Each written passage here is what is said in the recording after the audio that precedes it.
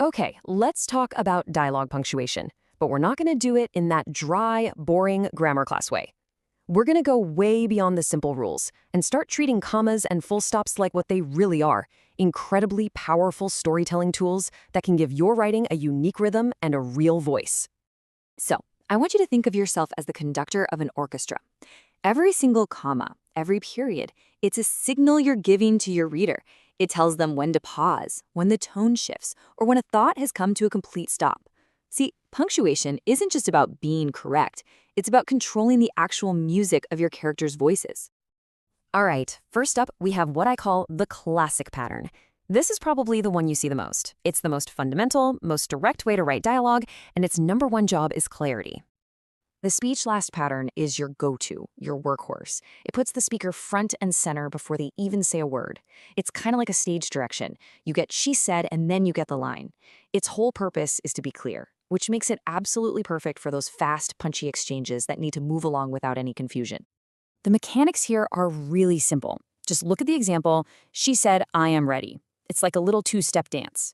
First, a comma comes right after the speaker tag to introduce the dialogue. Then that final punctuation, in this case a period, always stays inside the closing quotation mark. If you remember one thing, remember that. It's the golden rule. And you know what? This rule works for all final punctuation, not just periods. Take "Ali shouted, come quickly." That exclamation point does the exact same job as a period would. It signals the end and it stays tucked inside the quotes. So the key takeaway is super simple. Comma introduces, and the final punctuation mark stays inside. That's it. Okay, so we've got our foundation down solid. Now, let's get into something a little more dynamic. This next pattern, this one lets you add all sorts of layers to your dialogue, weaving action and character thoughts right into the middle of a single sentence. Exactly. What if you need your character to hesitate, or glance over their shoulder, or take a deep breath right in the middle of what they're saying? You don't want to kill the flow of the dialogue completely. And that, my friends, is where the split speech pattern becomes your absolute best friend. It lets you create this really natural, realistic pause in the conversation. Now, I know this might look a little tricky at first, but it's really just a simple system. Notice the two commas in the example. "I'm here," Rhea said, "waiting for you." The first comma pauses the speech, and it stays inside the quotes. The second one comes after the speaker tag, Rhea said, to get the sentence moving again. I like to think of it as a comma sandwich, with the speaker tag as the tasty filling right in the middle. So, you might be asking, why bother with this more complex pattern? Well, it's all about rhythm and texture.